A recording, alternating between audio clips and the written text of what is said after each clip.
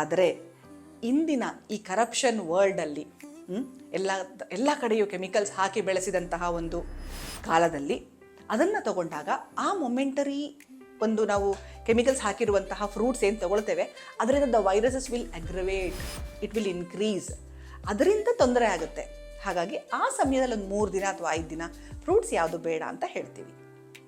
ಅದು ಬಿಟ್ಟರೆ ನ್ಯಾಚುರಲ್ ಮನೆಯ ಊಟ ತಿಂಡಿ ಎಲ್ಲ ಮಾಡಬಹುದು, ಖಂಡಿತ ಹೌದು, ಎಸ್.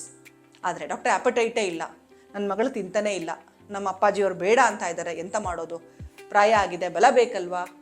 ಅದಕ್ಕೂ ಕೂಡ ಮಿತ್ರರೇ, we have got a very good diet advised ಇನ್ ಆಯುರ್ವೇದ.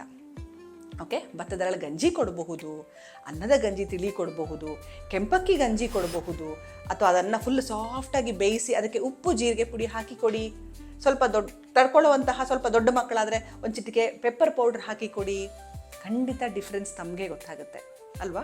ಹಾಗೆ ಅದರ ಜೊತೆಯಲ್ಲಿ ಒಂದು 2-3 ದಿನ ಇಂಟರ್ನಲ್ ಮೆಡಿಸಿನ್ ಜೊತೆಗೆ ಈ ರೀತಿಯ ಒಂದು ಪಥ್ಯವನ್ನು ನಾವು ಕ್ರೋಢೀಕರಿಸ್ಕೊಂಡಾಗ ಇನ್ನೂ ಬೇಗ ಅನುಕೂಲ ಆಗೋದು ನಾವು ತುಂಬ ಜನರಲ್ಲಿ ನೋಡಿದ್ದೀವಿ. ವಿಶೇಷವಾಗಿ ಆಯುರ್ವೇದದಲ್ಲಿ ಇದನ್ನು ಹೇಳಲಾಗಿದೆ. ಸೊ ಯಾರಿಗಾದರೂ ಆ ರೀತಿ ತೊಂದರೆ ಕಂಡು ಬಂದಲ್ಲಿ ದಯವಿಟ್ಟು ಬನ್ನಿ, ಆಯುರ್ವೇದದ ಉಪಯೋಗವನ್ನು ಪಡ್ಕೊಳ್ಳಿ.